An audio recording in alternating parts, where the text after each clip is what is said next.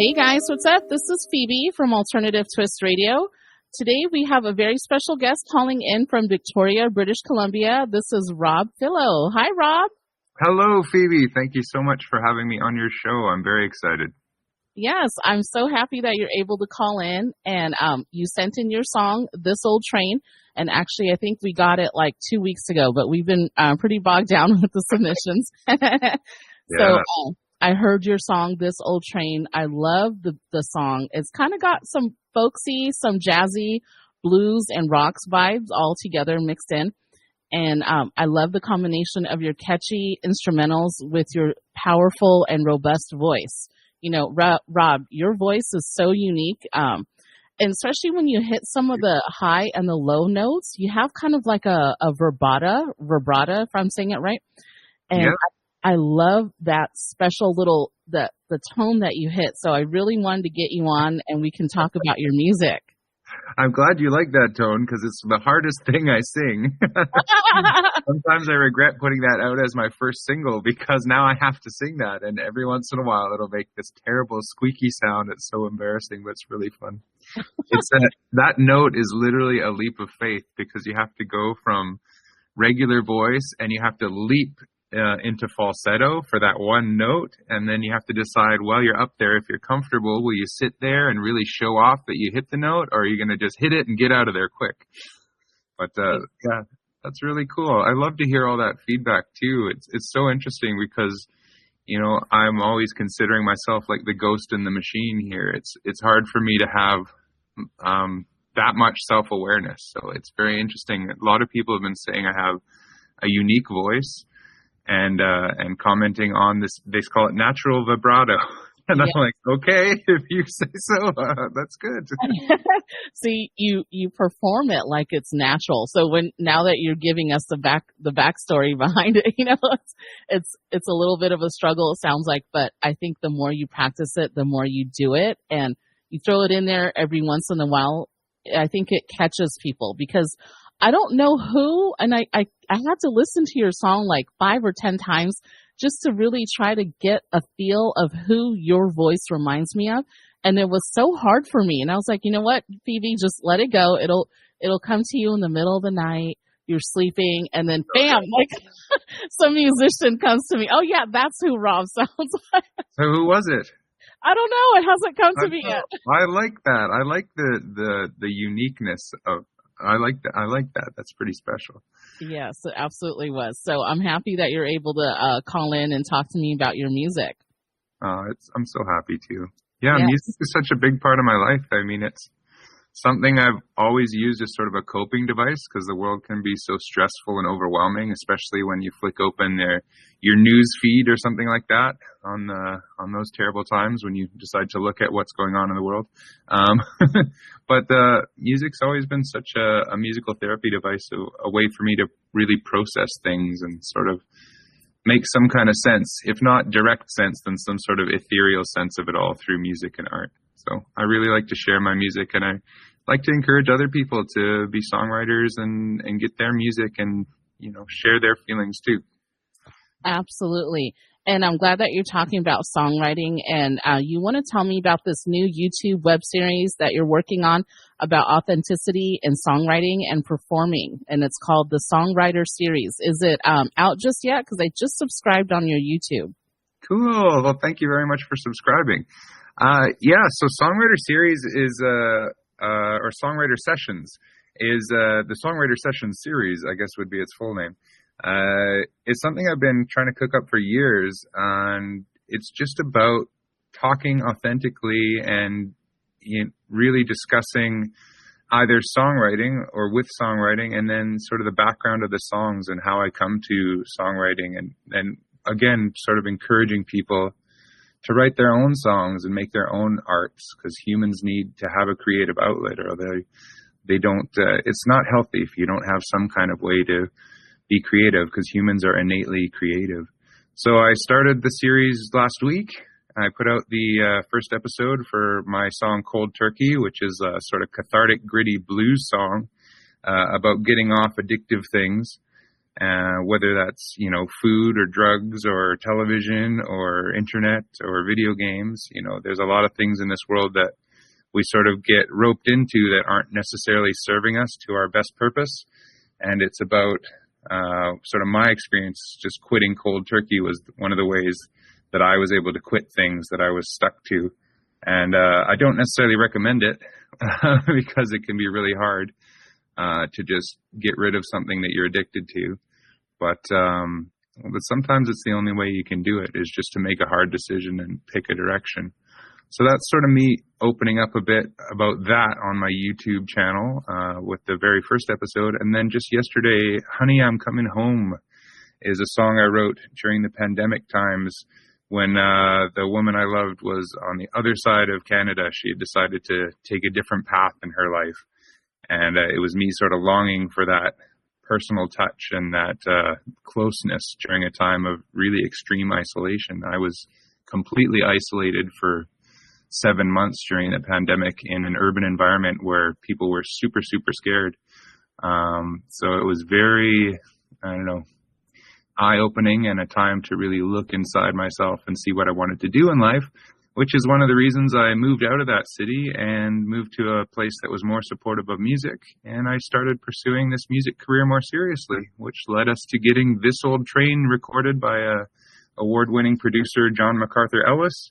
And he lent his dobro slide guitar sound to it and gave it that sort of country flair. So it really opened it up and kind of expressed the beginning of my journey as a more professional songwriter and musician, because I've been doing it for 20 years, writing songs and performing like at little open mics and coffee shops and stuff. But now I've decided, with the support of and encouragement of the people I've met on my new journey here in Victoria, BC, Canada, to really pursue it seriously, because a lot of people are reaching out and telling me that my music is really meaning something to them. So whether it's a joyful song like This Old Train, or a more cathartic song like the Honey, I'm Coming Home or Cold Turkey, people are really relating to it. And the sort of that positive energy goes both ways. I get a lot from the people who listen to my music and the people who enjoy it. But also it seems like a lot of people are getting a lot out of my music, which is very meaningful to me and gives me a real strong sense of purpose. Absolutely. And I'm glad that you talked about, during the time of the pandemic, the shutdown, everyone in the world went through that at the same time, which was completely mind-blowing and shocking. But at the same time, we knew that everyone else was going through the same thing, but no one was really talking about the emotional side, the mental health side of it, how it affects everyone. You would think, just staying home, isolating, being safe and all that was a good thing to do, which, it had good and bad, obviously. But I've seen so much, and I've talked to so many artists who have expressed to me during that time that they would work on their music and focus on the positiveness out of what they can get out of a negative situation, and now that we're coming out of it, we can now talk about it and use music as a therapeutic tool. Yeah, I agree with you very much so. It's funny how music, and a lot of the best music, is actually sort of a survival technique to artists. It's like when you feel like your whole world is threatened and change is all around you and it's very hard to cope. A lot of musicians and songwriters, I think, will lean really hard into music as a way of sort of surviving and coping. And it's so funny how traumatic situations can really lend themselves to making something beautiful. It's kind of the responsibility of the artists of how they're going to take a song. Lots of artists will take, traumatic experiences and come back with like a revenge song or something dark or something like, I don't know, it could be considered cathartic, but where they just express the darkness in a very dark fashion, where I think there's a lot to be said for artists who can take a dark situation and sort of put it through the crucible of their songwriting and their artistry, and then put out something that's full of love and put that love back in the world.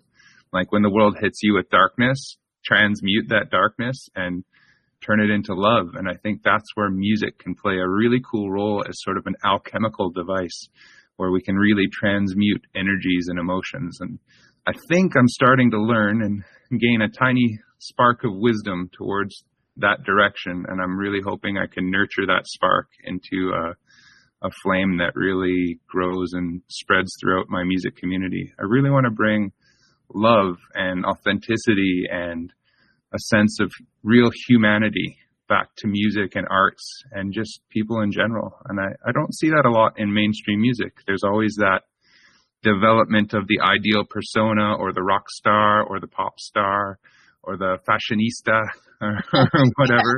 You know, when authenticity and love and just those basics can be so important. It's almost like a sense of spirituality without the religion attached so strongly. And I think if there was a religion or a spiritual guidance for me, I think music is definitely what leads me there.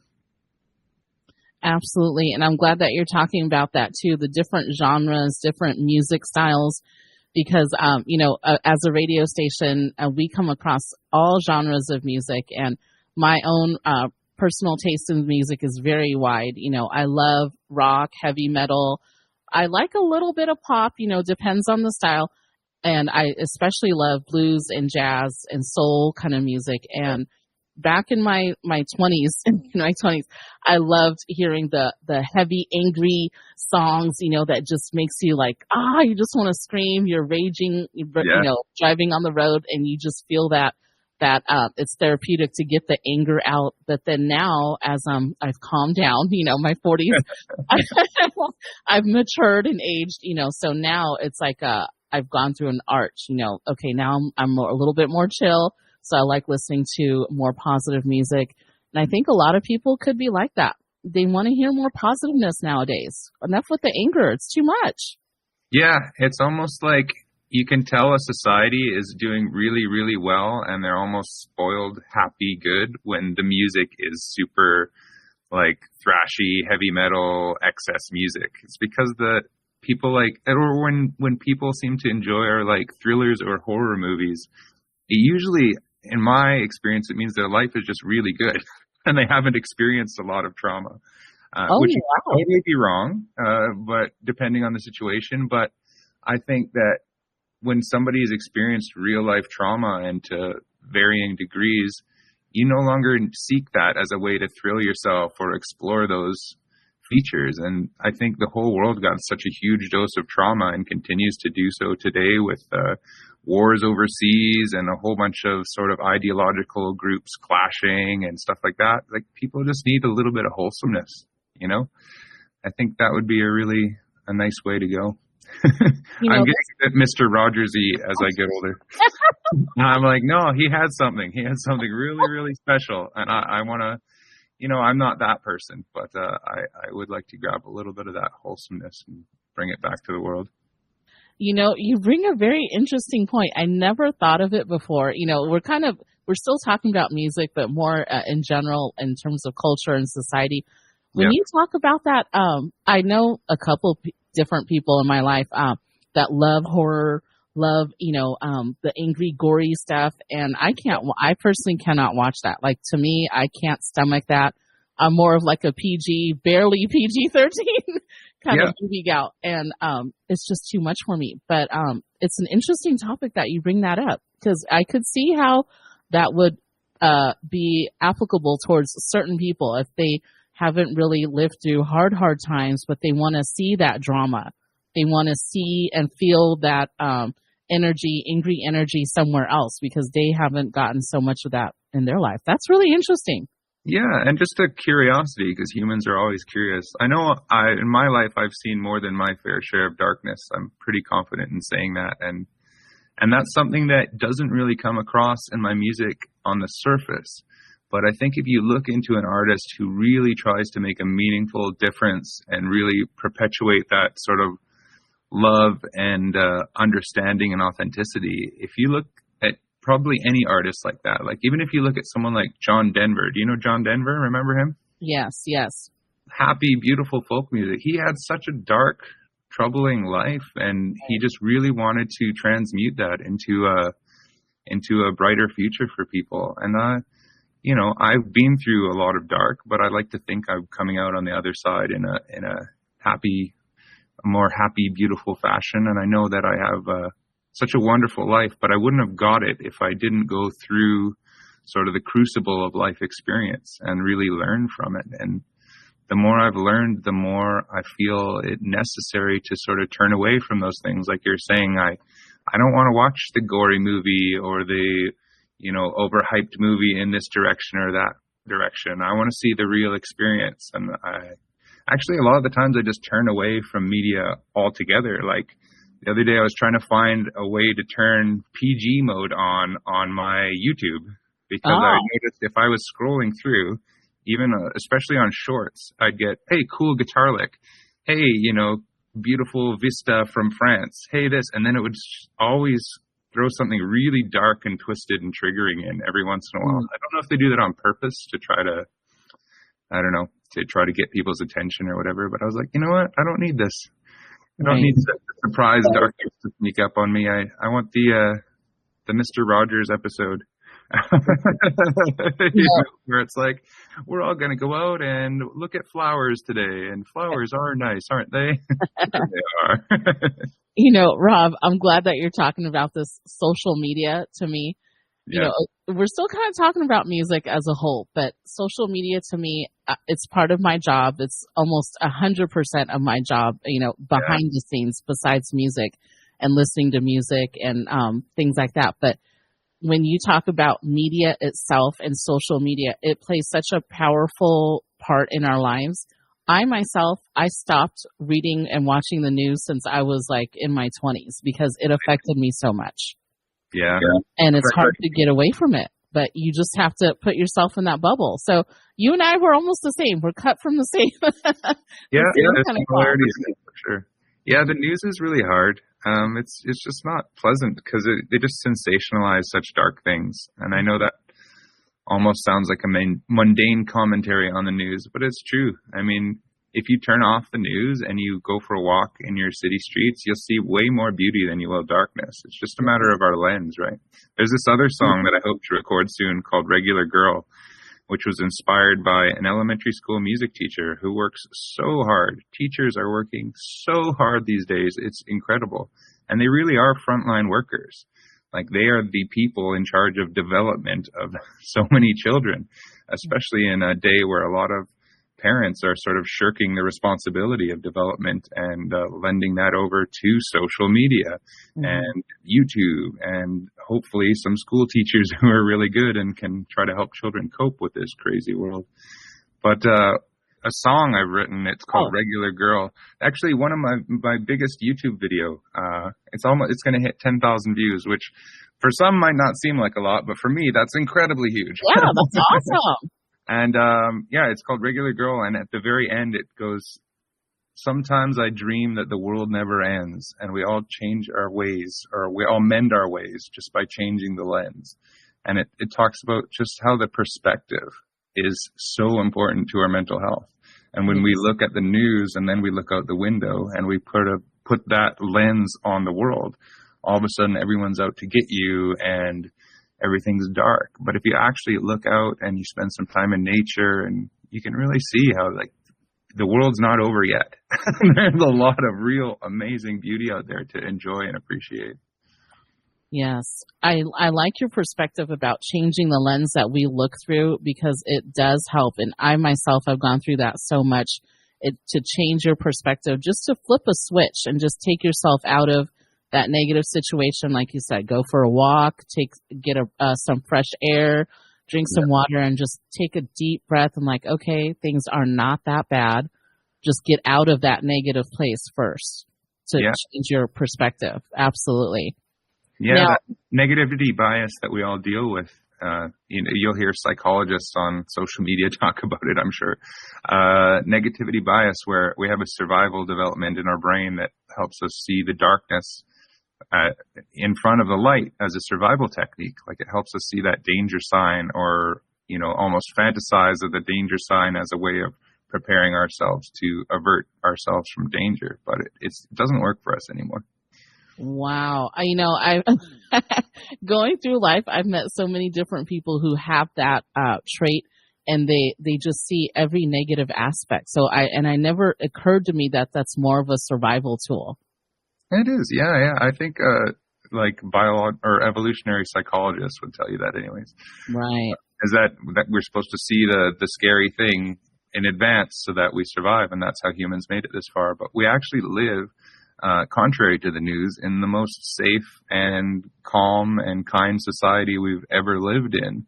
We're just so bent on looking at the darkness and the negativity and the hate groups that we forget that this is actually the most peaceful, kind, calm time in human history.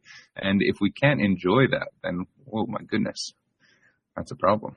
Man, Rob, we went so deep in the artist spotlight. It's amazing. I love that we're talking about this, and because it gives the people who are listening more of an insight of who you are as an artist and as a person too. So I think people like to see that.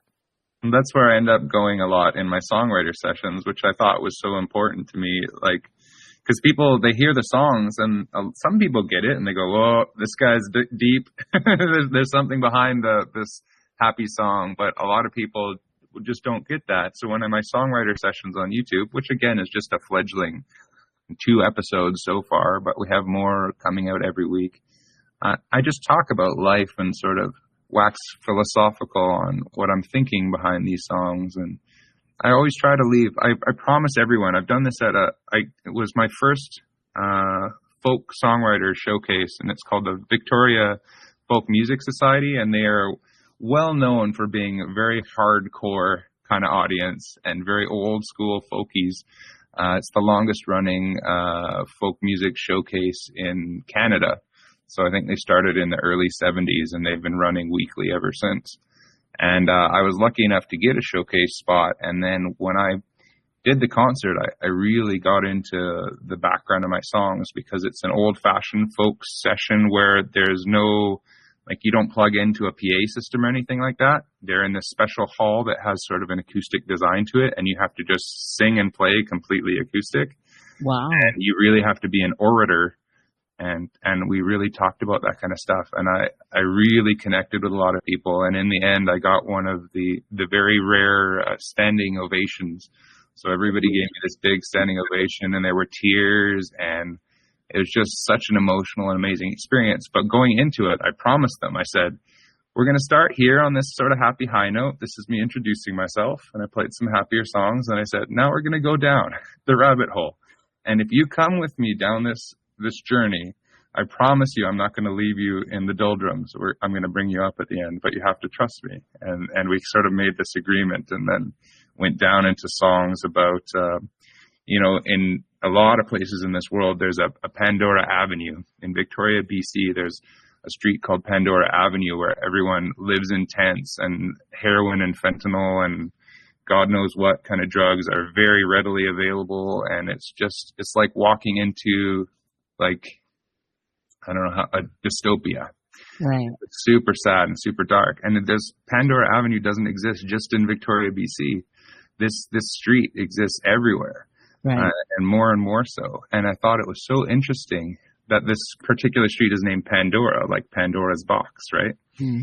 So the fable of Pandora's box, for any listeners who don't know, is when Pandora's box was opened, all the darkness and the evils and the fears and the obsessions came out and, wreaked havoc on the world. And then when they looked in the box, there was one little glowing thing left, and it was hope. And there was always hope. Wow. And I took them on that journey. It's called Pandora Street, one of my songs, where I was just really affected by being down in that area and feeling the sort of trauma. And these kind of really deep songs that can bring out tears and darkness, I like that we can explore that in a sort of safe space during a music concert like that. But then from coming so deep and dark down to that, I feel it's really important. Even that song, Pandora Street, at the end, a lady or an angel or a lady or whatever symbol you want to think of, it comes into the song, and it changes the chorus from this really dark heroin use chorus to this woman who saves the character. and brings them back. And I just thought it was so special and so reflective of so many people's battles, that love finds a way. And if you let love in, love can bring you back to the light. And during this concert, we went deep, deep, deep down into that. And then at the end, it's all the way back to a song that was super happy called No Time to Live in the Past. It's like you go through darkness, you heal, you escape Egypt, you're lost in the desert, you toil in the desert, but one day you find your way and you come back. And there's no time to live in the past. So life is short. You need to enjoy it while we're here. Like, just these huge journeys. And I don't know, I'm totally rambling on, so I really appreciate you humoring my ramble, but there's just such special experiences that can happen with music. And when people say, oh yeah, music's just entertainment, I just kind of shake my head and I'm like, entertainment to me does not mean, a spiritual, cathartic group community experience. There's something deeper than that. So a lot of times my music sort of gets called by people in the know or people who experience it. It's more of like public music therapy, where we all go through this journey together, and it's a journey of healing. And I do my best to facilitate it. Like I'm just one human being, but we do our best and have really cool experiences. And excuse my rambling, please. No, it's okay. I wanted to say, you mentioned like 3 or 4 different songs, and I've only gotten one song from you. So please send your other songs that you sent it, like this one, the one that you just performed at this hall that you were talking about. What was it called again? Oh, that's Pandora Street. Pandora Street. They're not recorded. Like, my musical career journey is so fledgling. Like, I've been writing songs for over 20 years and performing, but taking it as a serious music career and getting professional recordings is just, I'm at the very start of the journey, which is why This Old Train, the concept behind that song is not counting someone out, not thinking someone's left behind. Because I just turned 40 last year. And a lot of musicians and people, they think, if you don't make it in your 20s, then your music career is done. And I'm like, that is just so wrong. A lot of the greatest musicians, have to gain their own journey and their own wisdom before they can release music. However, that said, on YouTube, all those songs are available on YouTube. So you can watch like raw live versions of me playing those songs.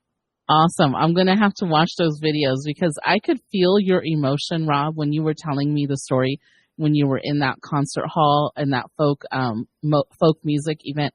And I could imagine you there on stage with your guitar, your acoustic guitar, and just everyone silent, watching you and joining you on the storytelling journey that you have.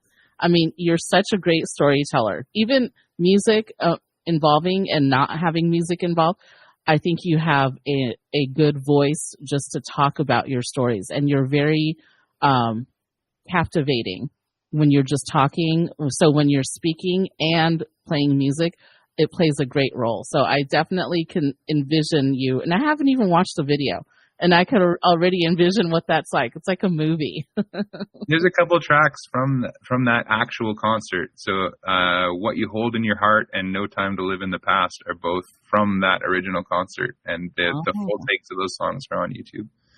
Yeah, music's such a trip for me, because I don't know if I'm getting older or maybe a tiny bit wiser, but it means so much to me, and I'm becoming like more comfortable being authentic and being comfortable with my emotions. And it's just terrifying to be on stage and be authentic. Like, it is the most naked, vulnerable, and very uncomfortable feeling a lot of the times. And I'll tear up during a song, and I'm like, oh, this is such a weird feeling to be in front of all these people and being vulnerable. And then there's other times on stage where you accept that authenticity, and it's almost like you let, whether you want to believe in God or nature or some kind of magic ethereal energy or a God of Spinoza type God, something comes into the play, and I call it flow. And a lot of rappers will talk about this, which is really interesting, because I'm not a big rap person. Even though I do like some of the more like positive, wholesome rap directions that are really revealing and interesting. But some of them, they definitely get it. It's when you let go and you really just appreciate whatever divine feeling thing is happening when you connect with something outside yourself, and then the music happens. I think that's part of the most, for lack of a better word, addictive parts of doing music, is when you hit your flow and you feel the audience almost like telepathically connecting with your music, and you all just go on this ride together in a unspeakable sort of way. It's very cool. Yes. So it goes from the dark to the light, to the flow, to the stories, and that's just such a cool experience. And I think it's way beyond entertainment. Real music is way beyond entertainment. It's something magical. And tell me, talking about music, why are you doing music now? You told me you've been doing songwriting for 20 plus years, and now you just started recording music. So why are you in music? To be honest, music is not a choice. I think if I had a completely different choice, maybe I would do something else. I'm not sure. But it seems to have given me a sense of purpose that is completely undeniable. And I've tried to shirk that responsibility for most of my life, honestly. I've tried to do other things or tried to make money doing, music is not a huge money-making thing. You almost have to make a big sacrifice in your life as far as lifestyle to do music. You have to live reasonably poor, or in my case, living on the west coast of Canada, rent poor, which is not real poverty. Don't get me wrong. I still have food to eat and a car to drive, so I'm quite enriched in many ways. But you don't have a lot of spare income when you have to pay, astronomical rents and stuff like that.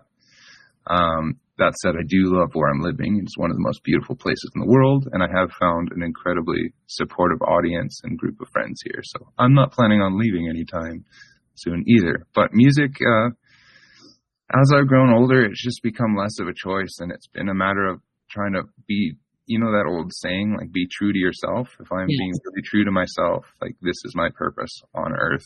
I do other things as a day job to make my money and pay the rent, but if I have any purpose, it's to connect with whatever divine sort of source helps me write these songs and get them to the world. Because honestly, when I write most of my songs, I don't sit down and factually go through the evidence of what lyrics and what chords go together best to make a great song. I sit down, I reflect on usually a strong experience that has really affected me emotionally, and a lot of times within, less than an hour, an entire song is written with all parts and lyrics and bridge. Actually, I never write bridges. Just that's a side note. Almost never. But most of the song is just comes out so fast and so hard that it feels like a real emotional sort of purge. And I know that if I've written a really good song, I will cry. Like some of the lyrics or some of the way that the chords interacts with the lyrics emotionally, it will make me really feel emotional. And then I know I'm on the right path. And then even if it's a happy song, I'm a big proponent of happy tears. Oh, you know what I mean? Like if something touches you like so strongly in your heart, then it makes you cry happy tears. Yeah. Yes, absolutely. I know the feeling too, all too well. Now, I was looking on your social media this morning, and I saw some really great news that you just released. You have a new band that you just put together, right? And then you're going to be performing in Victoria, British Columbia. You want to tell us about that experience? And I mean, I know you haven't performed just yet, but you want to tell me how that all came about with your new band? Well, last summer I started playing a whole bunch more shows just anywhere I could. It actually began with busking on the street just to meet some people. And people were so receptive that I'd get crowds of people around me listening to my songs. And Victoria is a pretty cultural city, so people have an appreciation of the arts, more so than other places I've been. And then it sort of grew from there. I started meeting people right on the street that were involved in government, like local government or local nonprofits and music groups, and then started playing gigs for them. And then with the support of my friends who are on my team, I got a wonderful person named Jody who does my social media, and she's the booking manager as well. And then I have a friend named Anna who does a lot of the graphic design.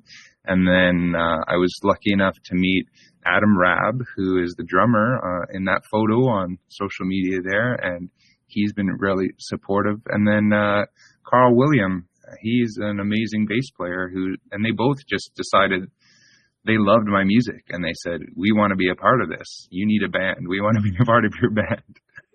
And I said, awesome. Okay, let's do this. And things led to things. And then the city of Victoria approached me and said, we want to put you on our roster for summer events. I had to fill out an application and everything, but I got accepted. And then they've given us permission to go and take over a street in the very heart of downtown. The street is being shut down, and we're setting up a big PA system and having like a street party debut of the band. This is literally the first public show of the band, and it's going to be really intense. I can't say I'm not entirely calm about it. I'm not going to say anxious or nervous, though that may be the truth, but I will say I'm definitely excited. And, anxiety and excitement are just two sides of the same coin. So let's flip the coin over to excitement. And I think it's going to be really great. And then we already have a second one lined up later in summer. But there's, like I was saying before the interview when we were off air, I have more shows than I can keep track of. Largely thanks to just the support of my team, especially Jody doing a lot of the booking. And then the connections I'm meeting along the way.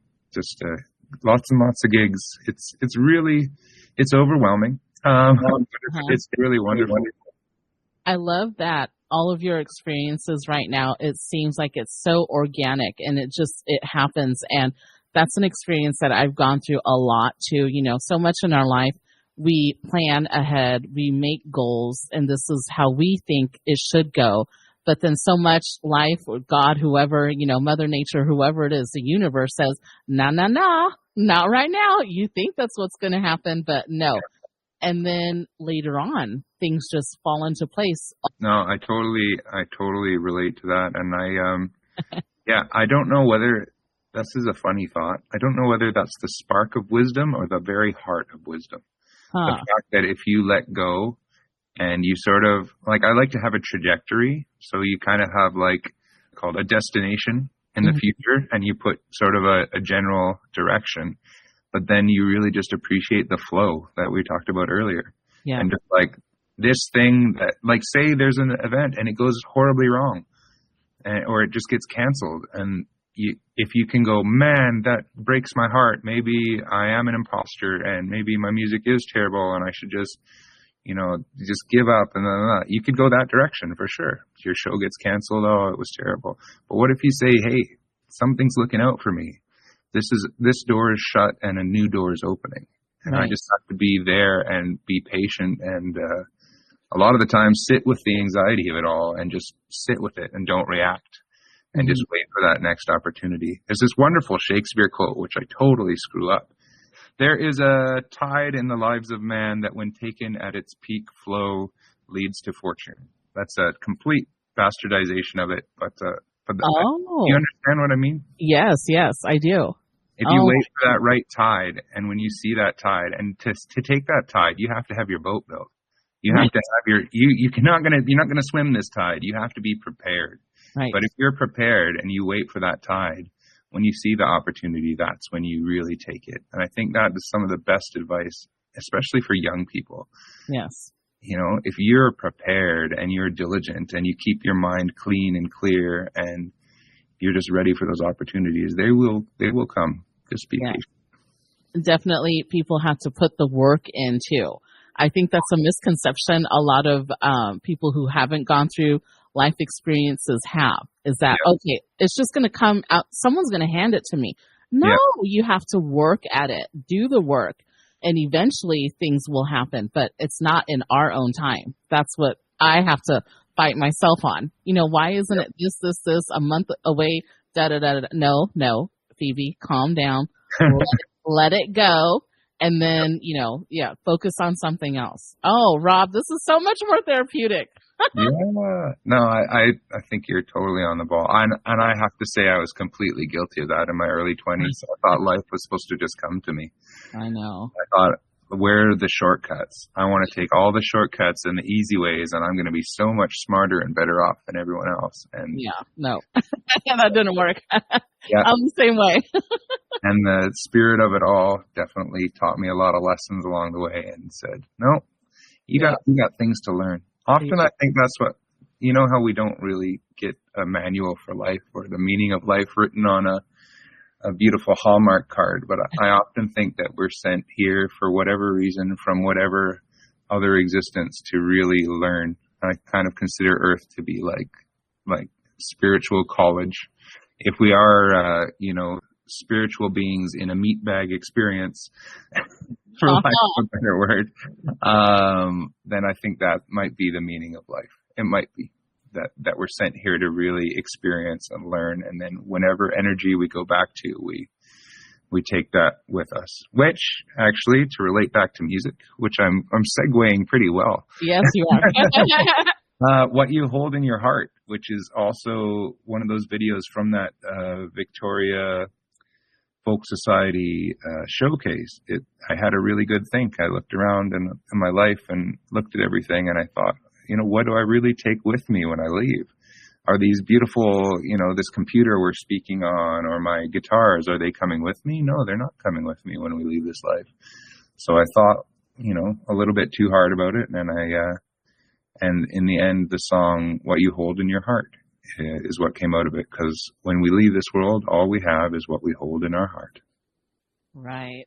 Oh man, life definitely is a teaching experience. I have experienced that, and I agree with what you're saying too. There's so much more that we can talk about that I wish that we could fit into this artist spotlight, because it's so encompassing, and it tells about your personality and who you are too. And I think people like to hear that and see that in music.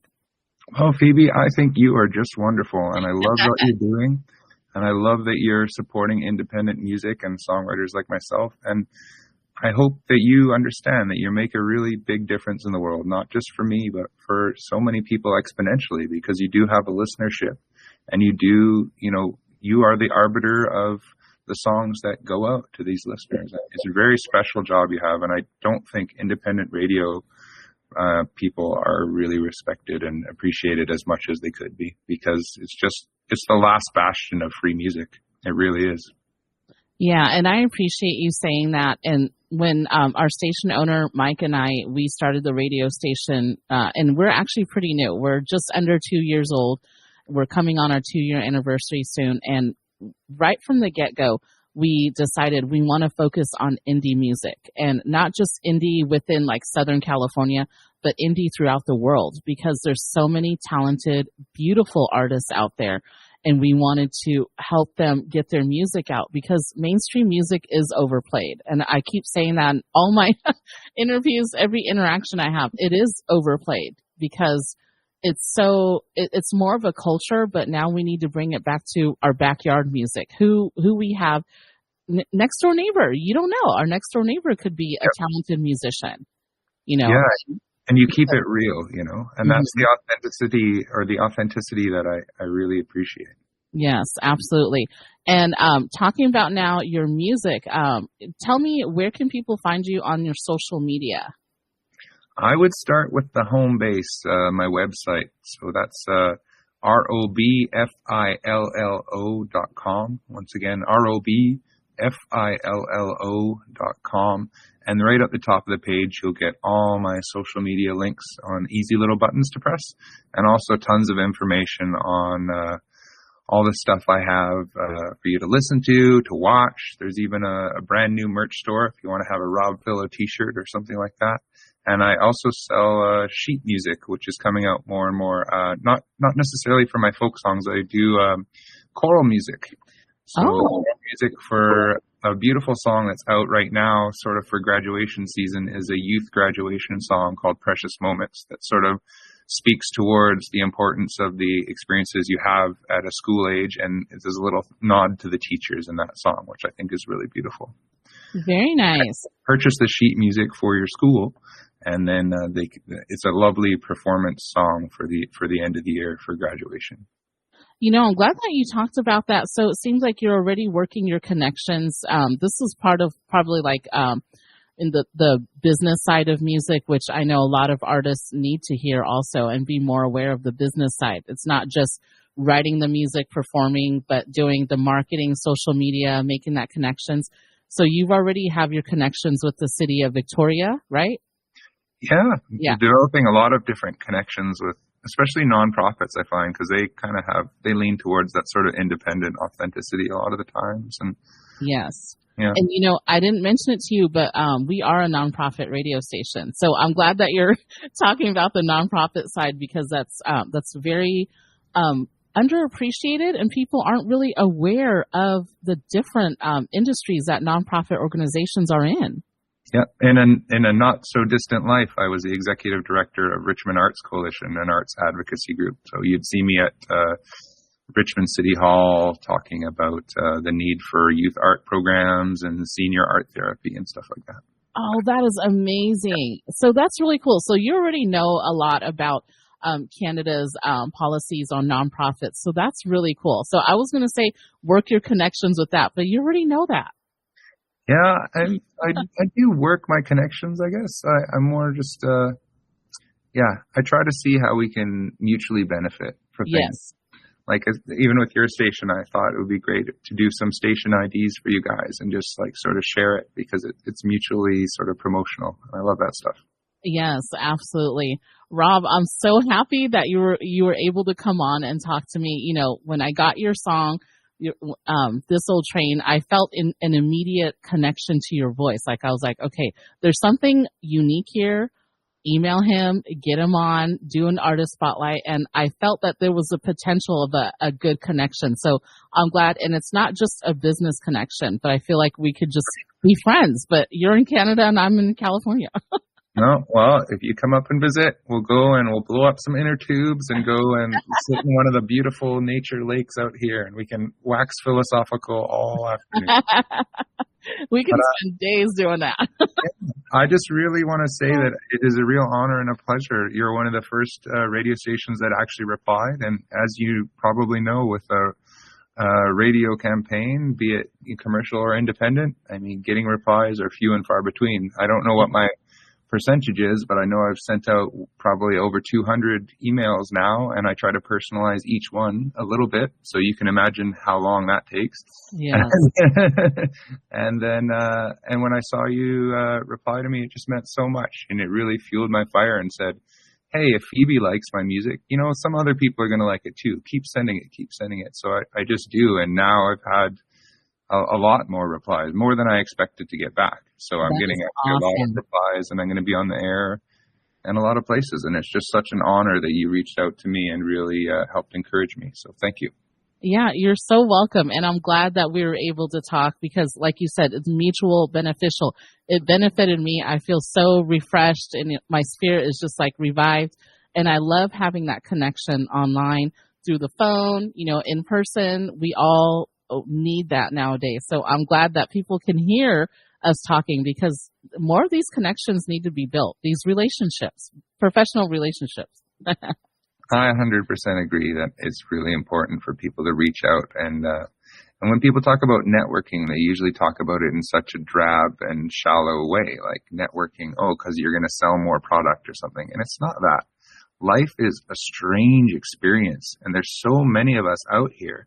And a lot of us, including myself, a lot of the time feel so very alone. And it's just not true, but it's because it's so scary to just reach out and say hello, because we fear rejection and we fear so many things. So by just taking that leap of faith, just like that funny note in This Old Train where I go up for that really high note in the chorus with that sort of emotional backing behind it. That's the same leap of faith. Is that leap of faith where you just have to, you don't know how it's going to work out, but you're going to try it anyways, and you're going to accept how it goes, and that's okay. Yeah. Rob, I was so happy today that you're able to come on and talk to me about your music, and I'm excited to see where you go on your journey too. So definitely, folks, you're listening, follow Rob on his social media, check out his website. He's got a list of gigs. So if you're in Victoria, British Columbia, anywhere in that general area, go check him out. I can, even without seeing you perform, I could already feel that you're an awesome performer, a fantastic storyteller. So definitely go check him out. Thank you so much, Rob. You're very welcome, and thank you so much for having me here, and I'd love to talk to you anytime again.